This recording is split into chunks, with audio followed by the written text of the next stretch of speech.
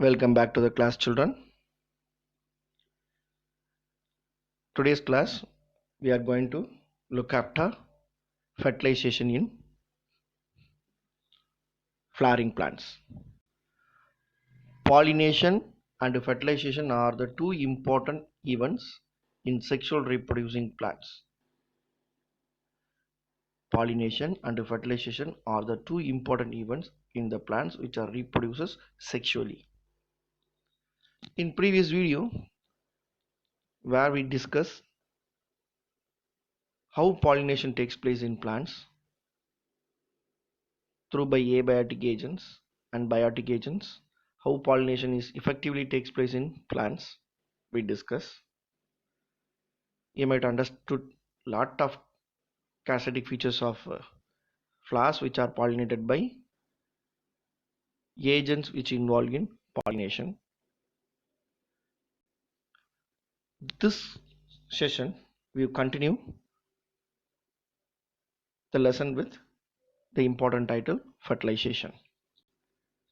You are very familiar about the term fertilization, isn't it, children? What's meant by fertilization? Just to see this picture, right side picture, in which you can observe some pollen grains which are germinating on the pollen,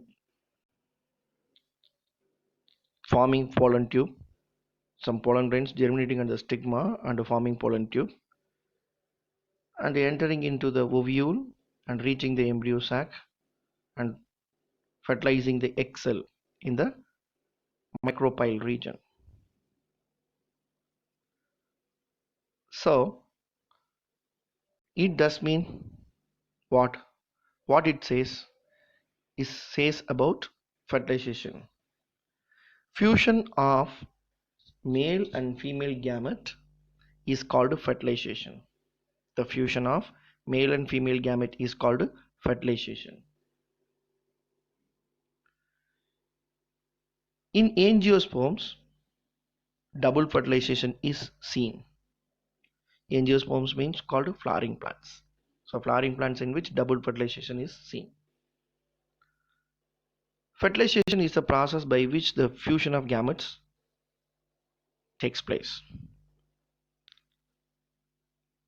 Fertilization which occurs through by number of stages, we called events in fertilization. So let us see what are the events. The stages involved in double fertilization are germination of pollen to form pollen tube in the stigma. Second, growth of pollen tube in the style, which you can observe in this picture. Direction of pollen tube towards the micropyle of the ovule. Fourth one, entry of pollen tube into one of the synergids of the embryo sac and discharging male gametes,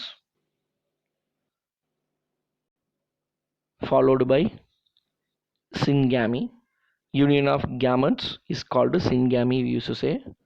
At last, triple fusion. The events from pollen deposition on the stigma to the entry of pollen tube into the ovule is collectively called as pollen pistil interaction. I'm repeating, the events from pollen deposition on the stigma to the entry of pollen tube in the ovule is called pollen pistil interaction. Dear student, it's a very dynamic process which involves recognition of pollen and to promote or inhibits pollen germination and growth. Let us continue. After reaching the pollen on the suitable stigma, pollen now on the stigma, imagine what is happening.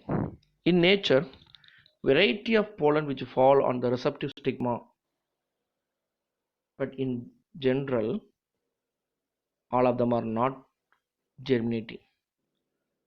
So different flowers from which the pollen grain released, which falls on the stigma of flower, never germinate.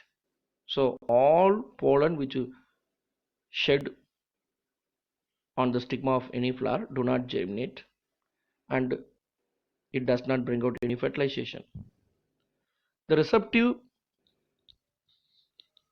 stigma surface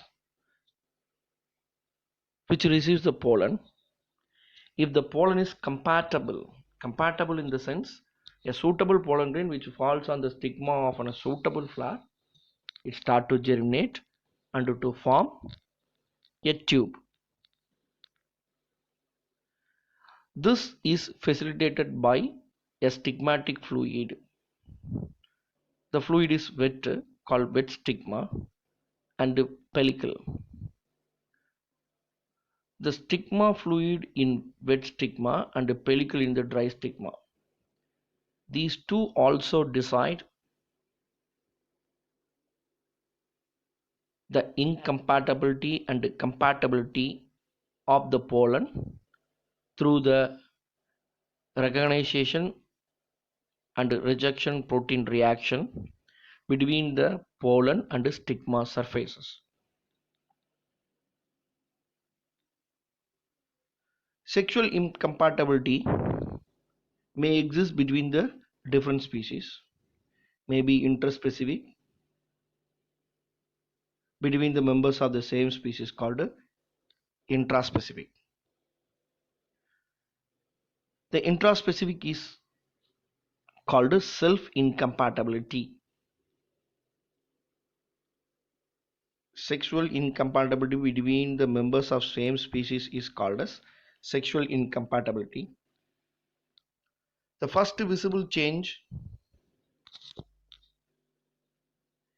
into the pollen soon after it lodges on the stigma is hydrated. The pollen wall proteins released from the surface during the germination, the pollen, its entire contents move into the pollen tube.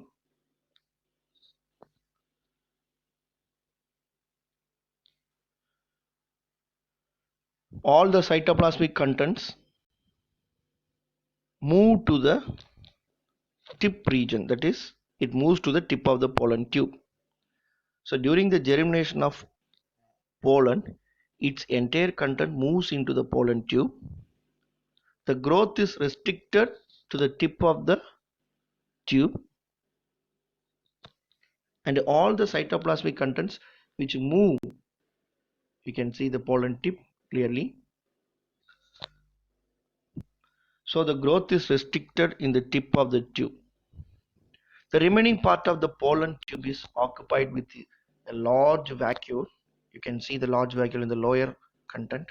Almost all the content of the cytoplasm is now nearby the tip of the pollen tube. So the remaining part of the pollen tube is occupied by a vacuole which cut off the tip by a Carlos plug. You can see the Carlos plug. Plug means covering. The extreme tip of pollen tube appears hemispherical and it is called cap block. The extreme tip of the pollen tube appears hemispherical. Sometimes it will be transparent when we view through the microscope. This region in which the Carlos plug is found in the tip is called cap block. It's an important question. As soon as the cap block disappears, the pollen tube growth stops. As soon as the cap block disappears, the pollen tube stops to grow. Next, you can see the picture clearly how the cap is blocked in the tip of the pollen and all the cytoplasmic content clearly. The next is pollen tube in the style. So pollen, once it is reaches the stigmatic surface, suitable pollen grains start to germinate by producing a tube called as pollen tube. After the germination of pollen tube, which enters into the stigma through by the stigma, it reaches the style and finally enters into the ovary. So after the germination of the pollen tube enters into the style from the stigma, the growth of the pollen tube in the style depends on the type of style. So growth of the pollen tube in the style, it depends upon the style. Therefore, there are three types of style is observed. One, hollow or open style. B, solid or closed style. C, semi-solid or half-closed style. You are seeing the transverse and the cross section of different types of style. Let us see. Hollow style or open style. Hollow style or open style is most common among monocots. Hollow means what? There was a gap, space. A hollow canal running from the stigma to the base of the style is present. Generally, the canal is lined by single layer of glandular cells, which are also called a transmitting tissue. They secrete mucilaginous substances. Pollen tube grows on the surface of the cells lining in the stylar canal. The canal is filled with secretions, which serves as a nutritive substance for growing pollen tubes and also controlling compatibility reaction between the style and pollen tube. The secretion, which contains carbohydrates, lipids, some enzymes like esterase, acid phosphatase, and also it contains compatibility controlling proteins. The next one, which we used to call solid or closed type. Solid or closed type, it's very common among the dicots. It is characteristic by the presence of central core of elongated, highly specified or highly specialized cells called transmitting tissue. This is equivalent to the lining cells of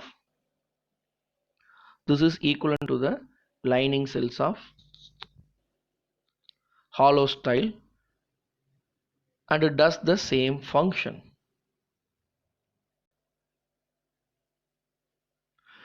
Its contents are also similar to the contents of those cells which is seen in the open style. Pollen tube enters or goes through the intercellular spaces of the transmitting tissue and reaching the ovule. The last is semi-solid type or half-closed type. It's an intermediate type between the hollow type of style and solid type of style. But botanists have different opinions on the nature of transmitting tissue. Some of them are considered that it found only in the solid styles. Others consider the lining cells of the hollow style also has transmitting tissue. The next important we are going to discuss, that is about entry of pollen tube into the ovule. Once the pollen tube grows, through by the style from the stigma, it reaches the ovule. Once it is entered into the ovule, it reaches the embryo sac and fertilization takes place. Based on the entry of pollen tube into the ovule, there are three types of pollen tube entry into the ovule is observed, namely porogamy, chalazogamy, and mesogamy. So entry of pollen tube into the ovule are three types. First one porogamy, the second one chalazogamy, third one mesogamy. Chalazogamy, mesogamy, porogamy are the three types. See the picture. A. Porogamy. Poro opening, gametes. When the pollen tubes when the pollen tube enters through the micropyle of the ovule, it is called porogamy. So pollen tube enters through the micropyle of the ovule is called porogamy. Micropyle is nothing but a small opening, which you can see in this picture very clearly. Picture A, diagram in which A. The second one B, chalazogamy. Pollen tube on reaching the ovule enters through the chalaza.